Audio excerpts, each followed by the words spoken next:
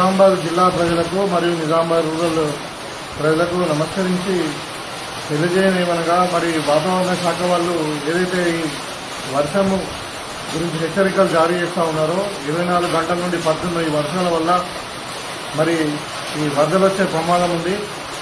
ఇంకా వేరే వర్షాల వల్ల జరిగే ప్రమాదాల నుండి మనం కాపాడుకోవడానికి అత్యవసర పరిస్థితి ఉంటే కానీ బయటకు రావద్దు. మరి ఇక్కడ ఎలక్ట్రిసిటీ పోల్స్ కానీ కరెంటు ఉన్న దగ్గర కానీ ఎక్కడైనా కానీ మరి దూరంగా ఉండాల్సిందని కోరుకుంటూ మరి అదేవిధంగా ఆహారం కానీ వేడి నీళ్ళు తాగడము మరి వేడి ఫుడ్ తీసుకోవడం ఇవన్నీ జాగ్రత్తలు తీసుకుని అంటువ్యాధులు రాకుండా కూడా మీరు అన్ని తగు జాగ్రత్తలు తీసుకోవాలి.